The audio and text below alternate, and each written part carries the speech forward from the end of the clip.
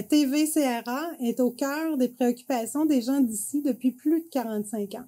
C'est donc un honneur pour moi de soutenir et de contribuer à l'essor de la télévision communautaire de la région des Appalaches. Bon visionnement.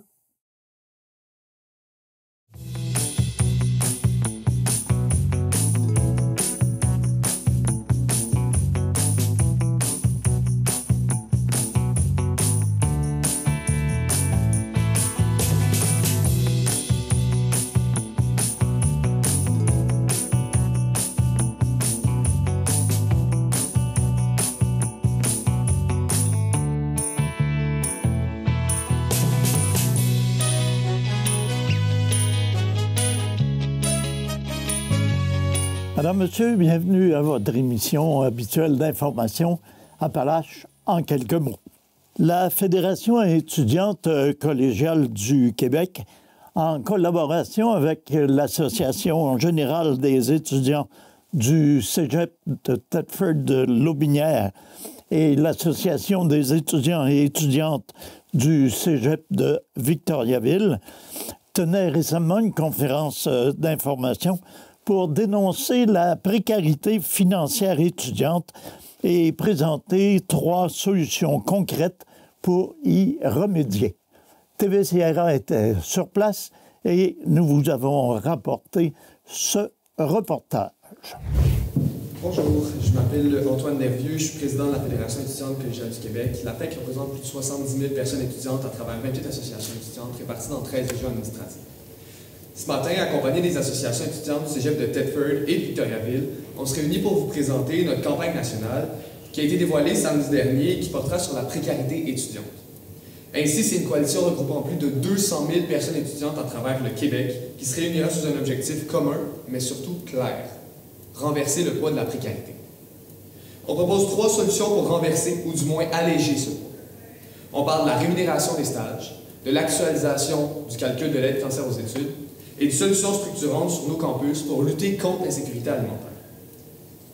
Jour après jour, on continue d'accepter que nos étudiants et étudiantes partent à l'école le ventre vide, faute d'un budget trop restreint et de prix qui ne cesse d'augmenter. Jour après jour, on continue d'accepter que nos étudiants et étudiantes paient le prix cher d'un calcul d'aide financière aux études inadapté à notre réalité actuelle. Faute d'un calcul qui n'évolue ni avec l'inflation, ni avec la population qu'il tente d'aider. Jour après jour, on continue d'accepter que nos étudiants et étudiantes travaillent gratuitement dans le cadre de leur stage, faute de manque d'argent pour les payer dignement. On veut que ces jours-là arrêtent. Lorsqu'il est question de la rémunération des stages, on aurait pu croire qu'après les 2 motions adoptées à l'unanimité, on aurait vu un changement. Malheureusement, le seul changement qu'on a vu, c'est le fossé qui se creuse entre les populations. Comment accepter aujourd'hui encore que 84% de nos stagiaires ne sont toujours pas rémunérés? Budget déficitaire ou pas, personne n'a cru bon investir dans notre jeunesse, dans les métiers à prédominance féminine ou même dans les métiers en manque de main-d'œuvre.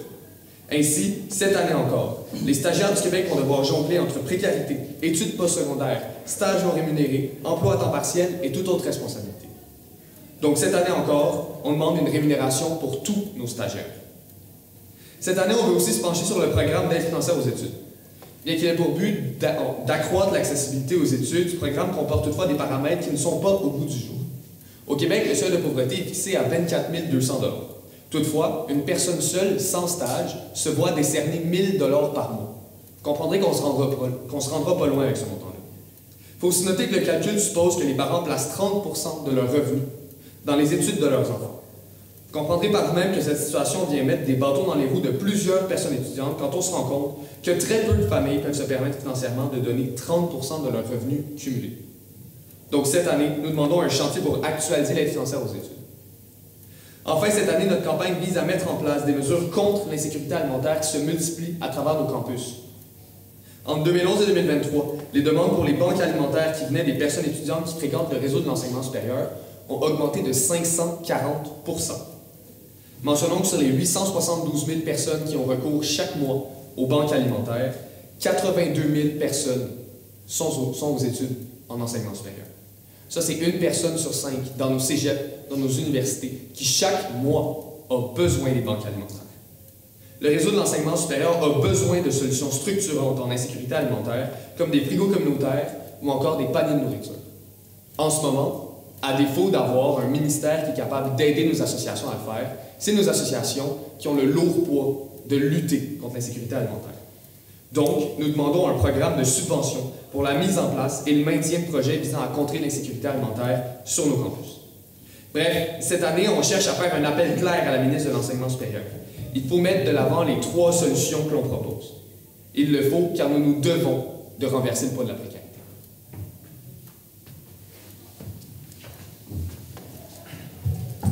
Alors bonjour, donc je m'appelle Mohamed Kassem, je suis coordonnateur aux affaires sociopolitiques et communications au sein de l'association étudiante de Thetford. Donc aujourd'hui, je me tiens devant vous pour aborder un sujet d'une importance cruciale, un sujet qui affecte profondément la vie de nombreux étudiants au Québec et ceux fréquentant notre cégep ici même, la précarité financière et alimentaire étudiante. C'est une réalité quotidienne pour plusieurs d'entre nous, une réalité souvent pas abordée mais dont l'impact est immense.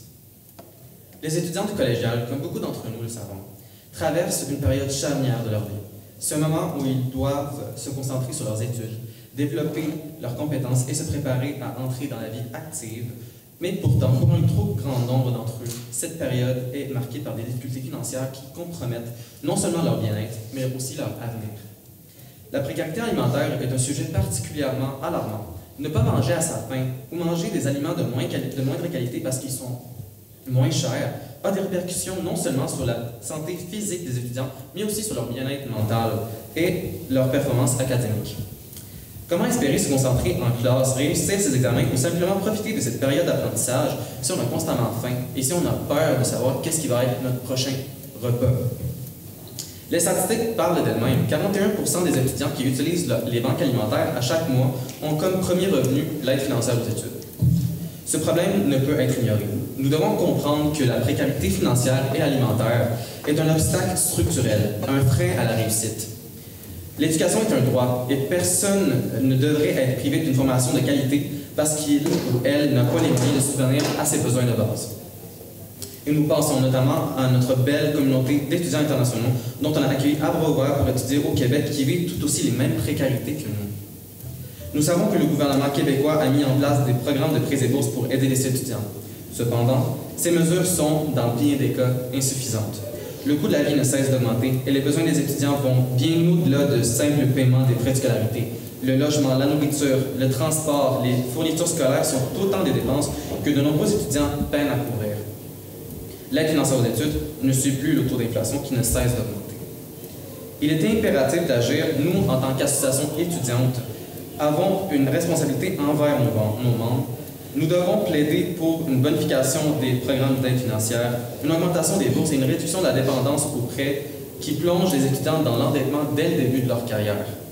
De plus, il faut encourager et soutenir les initiatives locales comme les banques alimentaires étudiantes, les programmes de repas à prix modique, des subventions du gouvernement qui permettraient, entre autres, de mettre en place des services de frigo communautaires dans nos cégeps et permettre leur déploiement le plus facile au sein de nos institutions scolaires et offrir des logements abordables pour les étudiants.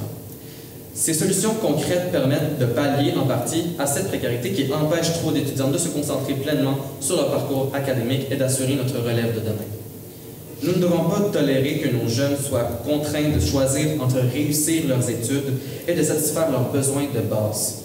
L'enjeu de la rémunération des stages a été l'objet d'une mobilisation intense auprès de notre cégep et je suis sûr, avec cette population étudiante-là, on va pouvoir encore plaider notre cause encore cette année. Et malheureusement, malgré ce déploiement de mobilisation de l'année passée, 0$ ont quand même été prévus à cet effet par le gouvernement.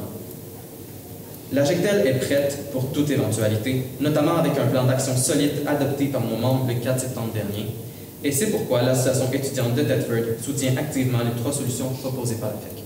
Merci.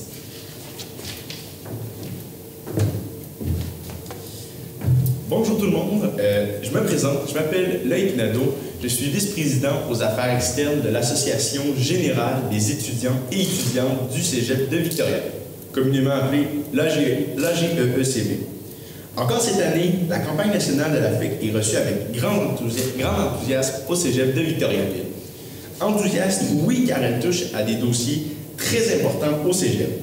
Ces 3 grands axes évoqués par mon collègue et président de la FEC sont des enjeux qui touchent de très près la population étudiante victoriavilloise. Au Cégep de Victoriaville, nous avons 3 programmes qui ne rémunèrent pas les stages.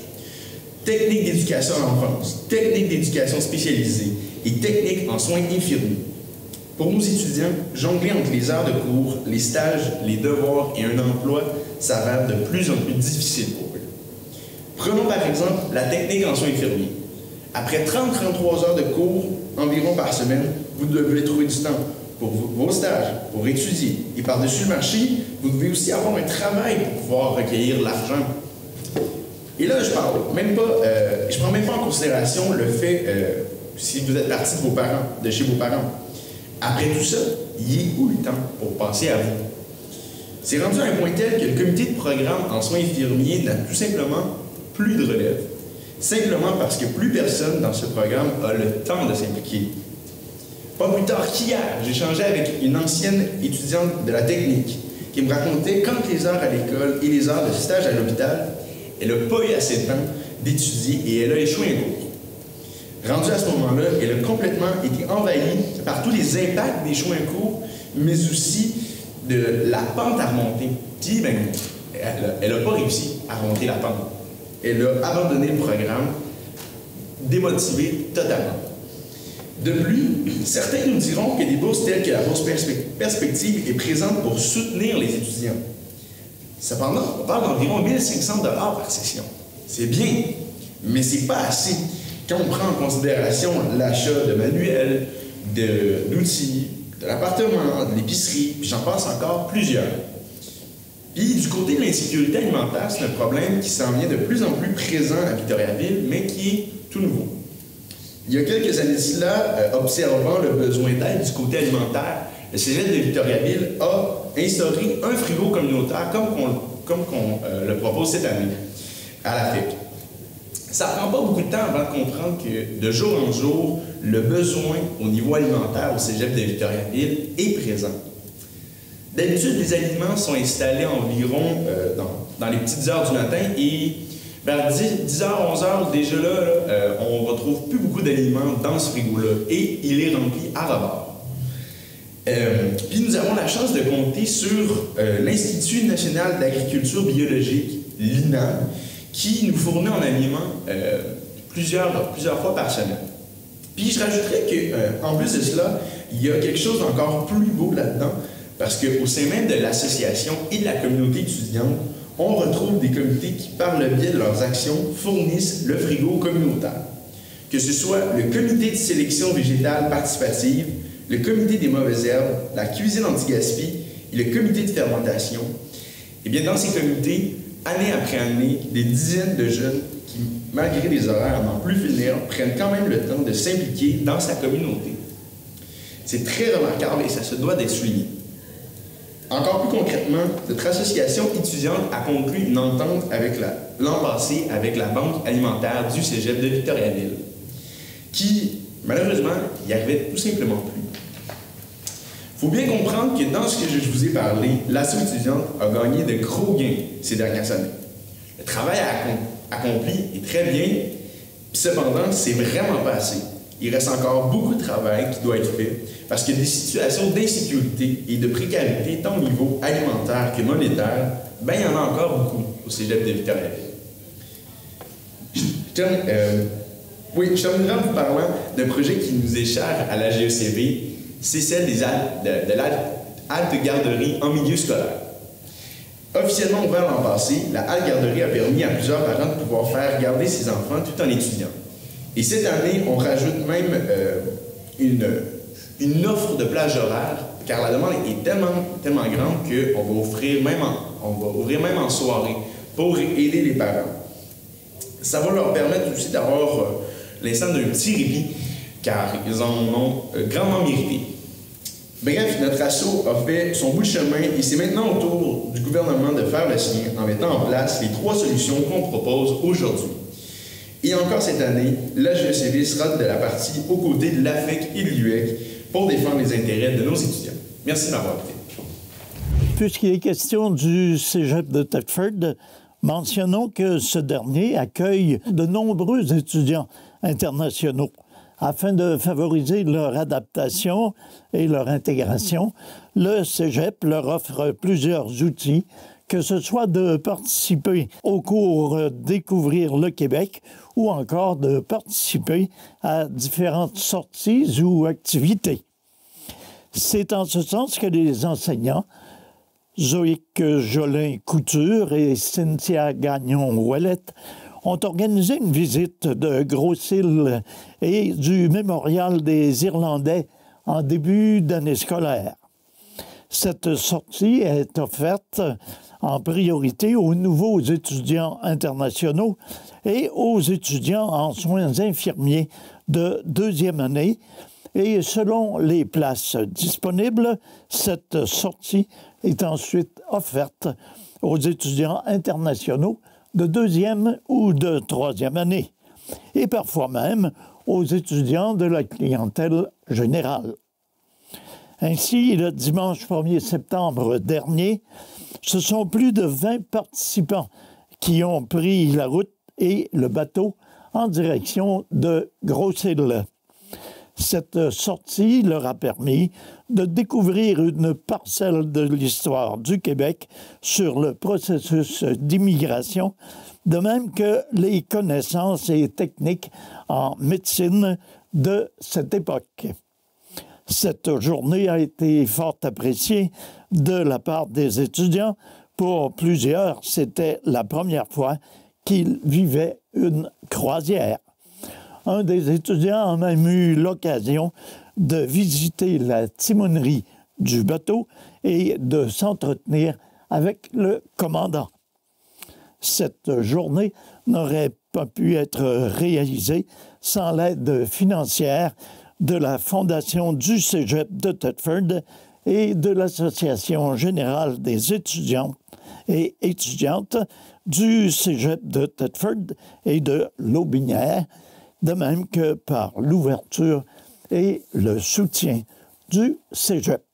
La Chambre de commerce et d'industrie de la région de Thetford a procédé au dévoilement des finalistes pour la prochaine édition du Gala Zénith, qui se déroulera le 18 octobre prochain à la salle Dussault de la polyvalente de Thetford.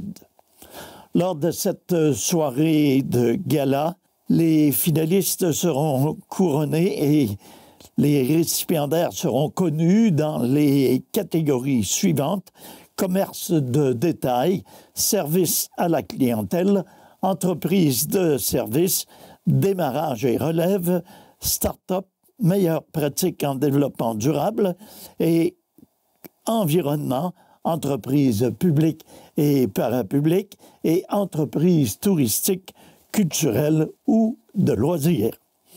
Les finalistes pour ces différentes catégories sont le Carrefour Jeunesse Emploi de Frontenac, le Courrier Frontenac, Diffusion Tram, Essence, Ferme d'Ausanne SENC, Festival Promutuel de la Relève, Fleuriste Raymonde, Formatique, Groupe Profectus, Groupe Rapido, Héritage Centre-Ville, la Serpentine Écolo Fleurs et Cadeaux, les Délices du Domaine, la MRC des Appalaches, Virtuose, la Plume du Web et Voile Ombrage Québec. À noter que ces entreprises peuvent se retrouver dans plus d'une catégorie. De plus, au cours de cette même soirée, le Zénith Personnalité de l'année 2024 sera attribué à une personne ayant été élue et qui s'est brillamment illustrée au cours de la dernière année, et ce, peu importe le domaine d'activité. Cette personne, par son implication, a favorisé le rayonnement régional. L'entreprise de l'année 2024 sera également couronnée au cours de la soirée par les gens présents en salle, en plus de voir s'ajouter la catégorie coup de cœur du jury. De plus, un zénith bâtisseur sera remis à l'entreprise ou l'organisation pour son implication sociale dans la région et un zénith hommage sera remis à un méritant pour l'ensemble de son apport à la région de Thetford. La semaine Le goût d'entreprendre de Desjardins propose aux jeunes des 4 établissements du secondaire de la région des visites en entreprise, des témoignages d'entrepreneurs en classe et des conférences sur l'entrepreneuriat. C'est une belle occasion de tisser et de renforcer les liens entre la communauté d'affaires de la région et les jeunes étudiants. Encore cette année, le Gala Zénith est heureux de s'associer à la semaine Le goût d'entreprendre Desjardins, plus spécifiquement à l'activité des Dragons Desjardins pour la remise du prix Coup de cœur Desjardins. C'est donc un rendez-vous le vendredi 18 octobre 2024 à la salle du Sceau de la polyvalente de Thetford dès 17 h. L'accueil sera suivi d'un 5 à 7 cocktail dînatoire et d'une soirée de gala au cours de laquelle les lauréats seront dévoilés. La réservation des billets est présentement en cours. Pour ce faire, adressez-vous auprès de la Chambre de commerce et d'industrie de la région de Thetford au 88 755 1595 poste 0 ou par courriel à membres en commercial ccirthetford.com ou via le site Internet au www.galazénith.com. L'hôpital de Thetford tiendra une porte ouverte destinée aux infirmiers auxiliaires et aux inhalothérapeutes le 3 octobre de 15 h à 19 h. Cet événement est l'occasion unique pour les futurs professionnels de la santé d'explorer les différentes facettes de ces métiers essentiels au sein des installations du centre hospitalier. Que vous soyez déjà engagé dans ces professions, en cours de formation ou en réflexion de choix de carrière, cette journée est pour vous, infirmiers auxiliaires ou inhalothérapeutes. Le programme de la journée comprend une visite de l'hôpital, des kiosques en soins infirmiers, les perspectives d'emploi. Vous êtes donc invité à participer à cette journée informative et inspirante. Vous êtes également invité à vous joindre aux gens de l'organisation pour découvrir un environnement de travail motivant où le bien-être des usagers est au cœur de notre engagement. Le 20 septembre dernier, la communauté scolaire de l'École Notre-Dame de Saint-Ferdinand a célébré l'inauguration du réaménagement complet de sa cour d'école. Pour l'occasion, les élèves, leurs parents, les membres du personnel et des partenaires du projet ont participé à un pique-nique convivial suivi d'une courte cérémonie et d'activités en après-midi. Les travaux majeurs de maintien des bâtiments ont débuté en 2023, ce qui a permis de remplacer un terrain de soccer en gazon par une surface synthétique, à aménager un débarcadère pour les parents avec un escalier fermé, en plus de construire un stationnement pour le personnel avec des murs de soutènement et de rénover la cour arrière. S'en est suivi la phase d'amélioration de la cour d'école réalisée au printemps 2024 qui a consisté à construire une classe extérieure, à remplacer un cabanon, à ajouter 5 modules de jeu, en plus de réparer ceux existants. Les installations revampées sont accessibles aux familles du secteur en dehors des heures de classe. Plusieurs généreux partenaires ont contribué à rendre possible cet important investissement au bénéfice des élèves. La conception et la supervision des travaux ont été réalisées par les constructions de l'amiante. Selon Mme Josée Patry, directrice de l'école, ce qui importe de retenir de ce projet d'envergure réalisé sur 2 ans, c'est qu'une énergie et des ressources remarquables ont été déployées afin de permettre aux élèves et à toute la communauté d'accéder à des installations extérieures qui favorisent le développement des enfants. Veuillez noter qu'un bingo important aura lieu le mardi 15 octobre à 18h30 au centre paroissial situé au 44 de la rue Saint-Alphonse Sud à Thetford Mines. Il s'agit donc d'un rendez-vous à ne pas manquer. Voici également quelques dates à retenir. D'abord, jusqu'au 27 octobre prochain, la ville de Thetford mène une consultation sur la politique de la famille et des aînés. On veut recueillir les opinions et les suggestions de la population. Vous pouvez vous informer au 335-2981, poste 307, ou de consulter l'adresse ville-thetford.ca. Jusqu'au 30 septembre, vous êtes également invité à participer au budget participatif.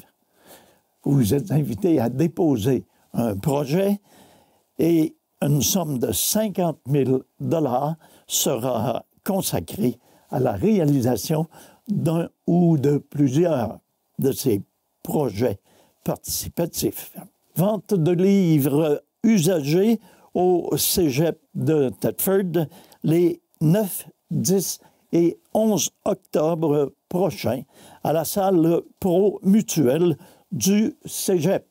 L'événement se tiendra entre 9h et 19h les 9, 10 et 11 octobre. Plus d'informations à 338-8591, poste 362. La collecte des gros déchets se poursuit cette semaine. Ce sont les secteurs de Thetford Sud, Pont-Brillant et Robertsonville qui seront visités. Veuillez consulter le site de la ville de Thetford pour connaître ce qui est permis de déposer en bordure de la rue. Adstock en couleur, les 5 et 6 octobre prochains, de même que les 12, 13 et 14 octobre, de 10h à 16h. Vous pourrez alors emprunter le télésiège de l'endroit. Les tarifs sont les suivants. C'est gratuit pour les bambins. Les enfants de 4 à 12 ans devront défrayer 8 $ et les 13 ans et plus, 13 $. Et finalement, mentionnons rapidement que le député de Mégantic-l'Érable et leader adjoint à la Chambre de l'opposition officielle, M. Luc Berthold, s'est démarqué nettement dans le palmarès des députés de la Chambre des communes grâce à ses très nombreuses interventions en Chambre. Selon le palmarès de Radio-Canada compilé avec les données de la Chambre des communes, Luc Berthold est le député du Québec, tout parti confondu, qui détient le plus grand nombre d'interventions en Chambre au cours de la présente législature. Luc Berthold a pris la parole à 825 reprises, alors que la moyenne est de seulement 373 reprises de parole par député depuis 2021. Veuillez également noter que M. Berthold a participé à de très nombreux votes, à savoir 840 votes, bien au-delà de la moyenne, avec 636 votes. Alors voilà, c'est ce qui met un terme à notre émission d'information pour cette semaine. C'est Nelson Fecteau qui vous invite à être des nôtres la semaine prochaine pour une émission semblable. À tous et à toutes, une excellente semaine. Prenez soin de vous et prenez soin des vôtres.